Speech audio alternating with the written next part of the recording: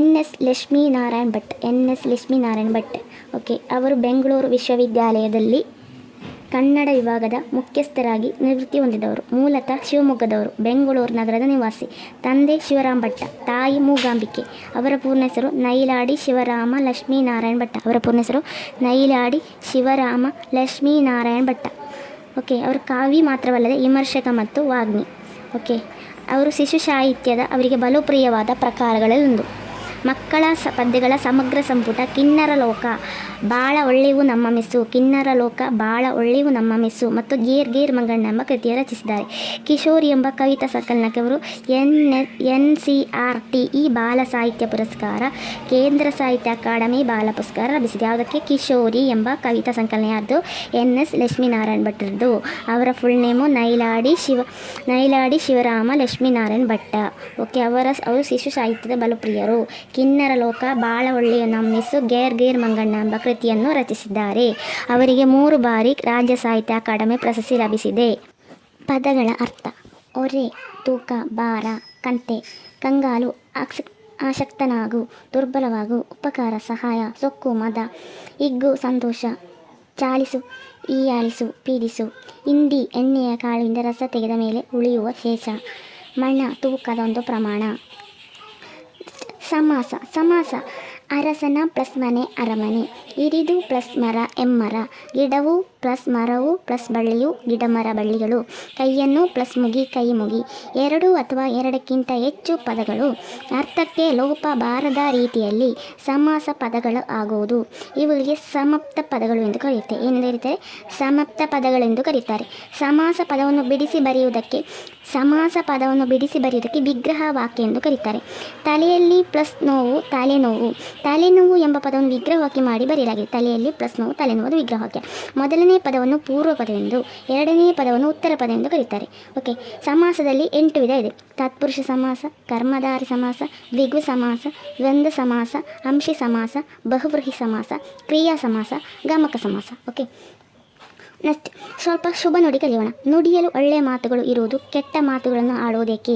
ನುಡಿಯಲು ಒಳ್ಳೆಯ ಮಾತುಗಳು ಇರುವಾಗ ಕೆಟ್ಟ ಮಾತುಗಳನ್ನು ಆಡುವುದೇಕೆ? ಆತ್ಮಶಕ್ತಿ ಇರುವುದನ್ನು ಯಾವ ದುಷ್ಟಶಕ್ತಿ ನಾಶಗೊಳಿಸಲಾರದು. ಆತ್ಮಶಕ್ತಿ ಇರುವವರನ್ನು ಯಾವ ದುಷ್ಟಶಕ್ತಿ ನಾಶಗೊಳಿಸಲಾರದು. ಗೌರವ ಕೊಟ್ಟು ಗೌರವ ಪಡೆಯೋಣ. ಕವಿ ಪರಿಚಯ: ಸಿದ್ಧಲಿಂಗ ಪಟ್ಟಣ ಶೆಟ್ಟಿಯವರು. ಇವರು ಕನ್ನಡದ ಪ್ರಮುಖ ಕವಿ, ವಿಮರ್ಶಕ, ಅಂಕಣಕಾರ, ಅನುವಾದಕರು. ಧಾರವಾಡ ಸನಿಹದ ಯಾದವಾಡದಲ್ಲಿ ಜನಿಸಿದ್ದಾರೆ. ತಂದೆ ಹೆಸರು ಬಸೆಟ್ಟಪ್ಪ, ತಾಯಿ ಗಿರಿಜಾದೇವಿ. ಧಾರವಾಡದ ವಿದ್ಯಾಗಿರಿಯ ಹೂಮನೆಯಲ್ಲಿ ನೆಲೆಗೊಂಡಿರುವ ಪಟ್ಟಣ ಶೆಟ್ಟಿಯವರು 60ಕ್ಕಿಂತ ಹೆಚ್ಚು ಕನ್ನಡ ಮತ್ತು 10ರಷ್ಟು ಹಿಂದಿ ಪುಸ್ತಕವನ್ನು ರಚಿಸಿದ್ದಾರೆ.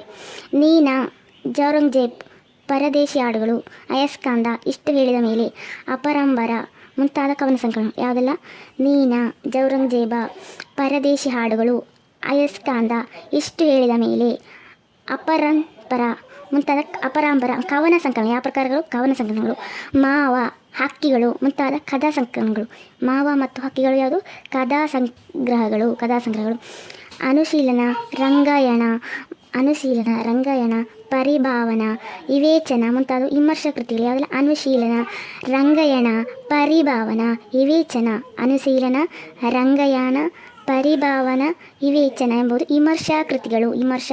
ಅನುಶೀಲನ, ರಂಗಾಯಣ, ಪರಿಭಾವನಾ, ವಿವೇಚನ, ವಿಮರ್ಶಾ ಕೃತಿಗಳು. ಅದೇ ಥರ ನೀನಾ, ಔರಂಗಜೇಬ, ಪರದೇಶಿ ಹಾಡುಗಳು, ಅಯಸ್ಕಾಂದ, ಇಷ್ಟು ಹೇಳಿದ ಮೇಲೆ, ಅಪರಾಂಬರ ಮುಂತಾದ ಕವನ ಸಂಕಲನಗಳು. ಮಾವ ಮತ್ತು ಹಕ್ಕಿಗಳು ಕಥಾ ಸಂಗ್ರಹಗಳು. ಓಕೆ, ನೆಕ್ಸ್ಟ್ ಆಷಾಢದ ಒಂದು ದಿನ, ಅದೇ ಅದೋರೆ, ಅಂಧಯುಗ, ಮುದ್ರ ರಾಕ್ಷಸ, ಶಸ್ತ್ರಸಂಧಾನ, ಕೋಡ್ ಮಾಸ್ಟರ್, ಚೋರ ಚರಣದಾಸ, ಆಕಾಶ ಬೇರಿ, ಕಾಲ ಕೆಳಗಿನ ನೆಲ ಮುಂತಾದ ಅನುವಾದ ನಾಟಕಗಳು. ಯಾವುದೆಲ್ಲ? ಅನುವಾದ ನಾಟಕ. ಆಷಾಢದ ಒಂದು ದಿನ, ಅದೇ ಅದೋರೆ, ಅಂಧಯುಗ, ಮುದ್ರ ರಾಕ್ಷಸ, ಶಸ್ತ್ರಸಂಧಾನ, ಕೋಡ್ ಮಾಸ್ಟರ್, ಚೋರ ಚರಣದಾಸ, ಆಕಾಶ ಬೇರಿ, ಕಾಲ ಕೆಳಗಿನ ನೆಲ, ಇದೆಲ್ಲ ಅನುವಾದ ನಾಟಕಗಳು. ಓಕೆ, ಇವರಿಗೆ ಕರ್ನಾಟಕ ನಾಟಕ ಅಕಾಡೆಮಿಯ ಗೌರವ ಫೆಲೋಶಿಪ್, ಕರ್ನಾಟಕ ಸಾಹಿತ್ಯ ಅಕಾಡೆಮಿಯ ಗೌರವ ಪ್ರಶಸ್ತಿ, ಕರ್ನಾಟಕ ಸರ್ಕಾರದ ರಾಜ್ಯೋತ್ಸವ ಪ್ರಶಸ್ತಿ ಎಲ್ಲ ಲಭಿಸಿದೆ.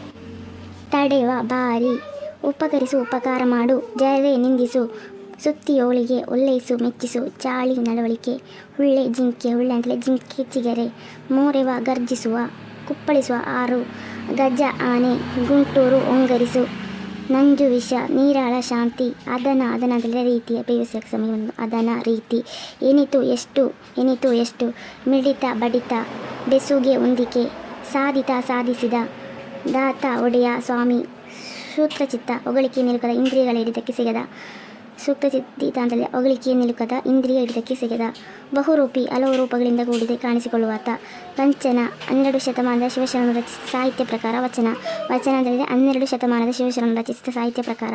ಆಧುನಿಕ ಸಂದರ್ಭದಲ್ಲಿ ಅಂಥ ವಚನ ರಚನೆಯಾಗುತ್ತಿವೆ ನೋಡಿ. ಹಿರಿಯರಿಂದ ಬಂದ ಅನುಭವದ ನುಡಿಗಳು ಯುವ ಜನಾಂಗಕ್ಕೆ ಅಮೂಲ್ಯದ ಸುತ್ತು. ಹಿರಿಯರಿಂದ ಬಂದ ಅನುಭವದ ನುಡಿಗಳು ಯುವ ಜನಾಂಗಕ್ಕೆ ಅಮೂಲ್ಯದ ಸುತ್ತು. ಒಂದು ಹೃದಯವನ್ನು ಅರ್ಥ ಮಾಡಿಕೊಳ್ಳುವುದು ಇನ್ನೊಂದು ಹೃದಯದಿಂದ ಮಾತ್ರ ಸಾಧ್ಯ. ಪರಿಶುದ್ಧ ಹೃದಯವು ಬದುಕನ್ನು ರೂಪಿಸುತ್ತದೆ. ಶುಭ ನೋಡಿ. ಗಾಳಿ ನೀರಿಗೆ ಜಾತಿ ಮತವಿಲ್ಲ. ಜಲವು ಸಕಲ ಜೀವರಾಶಿಗಳ ರಕ್ಷಕ. ನದಿಗಳು ನಾಗರಿಕತೆಯ ತೊಟ್ಟಿಲು. ಓಕೆ, ನೆಕ್ಸ್ಟ್ ವ್ಯಾಕರಣಾಂಶಗಳಲ್ಲಿ ನೋಡಿ. ಪ್ರಾಸಾಕ್ಷರಗಳು ನೋಡಿ. ಉತ್ತಮರ ಗೆಳೆತನ ಪುತ್ತಳಿ ಬಂಗಾರ, ಮತ್ತ ಹೀನರ ಗೆಳೆತನ ಮಾಡಿದರೆ ಹಿತ್ತಾಳಿಕ್ಕಿಂತ ಬಲುಹೀನ. ಇಲ್ಲಿ ಯಾವುದು? ಉತ್ತಮರ, ಮತ್ತ ಹೀನರ, ಹಿತ್ತಾಳಿಕ್ಕಿಂತ. ಇಲ್ಲಿ ಎಂಬ ಅಕ್ಷರ ಪದ್ಯದ ಎಲ್ಲ ಸಾಲುಗಳಲ್ಲಿ ಪುನರಾವರ್ತಿತವಾಗಿ ಬಂದಿದೆ. ಇದು ಪ್ರಾಸಾಕ್ಷರ. ಯಾವುದು? ಇದು ಪ್ರಾಸಾಕ್ಷರ. ಪದ್ಯದ ನಿರ್ದಿಷ್ಟ ಸ್ಥಳದಲ್ಲಿ ಒಂದು ಪುನರಾವರ್ತಿತ ಅಕ್ಷರವನ್ನು ಬಂದರೆ ಅದು ಪ್ರಾಸಾಕ್ಷರ ಎಂದು ಕರೀತಾರೆ. ಸಾಮಾನ್ಯವಾಗಿ ಪ್ರಾಸಾಕ್ಷರಗಳು ಪದ್ಯದ ಸಾಲುಗಳಲ್ಲಿ ಮೊದಲು ಮತ್ತು ಕೊನೆಯಲ್ಲಿ ಬರುತ್ತದೆ. ಇದಕ್ಕೆ ಅನುಗುಣವಾಗಿ ಪ್ರಾಸಾಕ್ಷರಗಳಲ್ಲಿ ಆದಿಪ್ರಾಸ, ಮೊದಲು ಬಂದರೆ ಆದಿಪ್ರಾಸ, ಕೊನೆಯಲ್ಲಿ ಬಂದರೆ ಅಂತ್ಯಪ್ರಾಸ. ಪದ್ಯದ ಪ್ರತಿಯೊಂದು ಸಾಲಿನ 2 ಅಕ್ಷರ ಪುನರಾವರ್ತವಾದರೆ ಅದು ಆದಿಪ್ರಾಸ. ಓಕೆ, ಕೊನೆಯ ಅಕ್ಷರ ಪುನರಾವರ್ತಿತವಾದರೆ ಅದು ಅಂತ್ಯಪ್ರಾಸ. ನೋಡಿ. ನೀರವ್ವ ಗಂಗವ್ವ, ಮಳಿಯಾಗಿ ಬಾರವ್ವ, ಒಳಿಯಾಗಿ ಅರಿಯವ್ವ. ವಾ ಎಂಬುದು ಅಂತ್ಯಪ್ರಾಸ. ಓಕೆ, ಪದಗಳ ಅರ್ಥ. ದುಸ್ತರ ಅಂತ ಹೇಳಿದ್ರೆ ಕಠಿಣ, ಕಷ್ಟ ಸಾಧ್ಯ. ಕಣ ಅಂದರೆ ಅತ್ಯಂತ ಸೂಕ್ಷ್ಮವಾದ ಅಂಶ. ಪ್ರಾಣ ಅಂತ ಹೇಳಿದ್ರೆ ಜೀವ. ನಭ ಅಂತೇಳಿ ಆಕಾಶ. ಪ್ರೀವಿಯಸ್ ಇಯರ್ ಎಕ್ಸಾಮಿಗೆ ಬಂದಿದೆ. ನಭ ಆಕಾಶ, ಅಂಬರ ಗಗನ. ಹೊಳೆ ಅಂತೇಳಿ ನದಿ, ಮಿಣುಗು. ಕುಣಿ ಅಂತೇಳಿ ಕುಳಿ, ಹೊಂಡ, ನರ್ತಿಸು. ಕೊಳೆ ಅಂತೇಳಿ ಕಲ್ಮಶ, ಒಳಸು.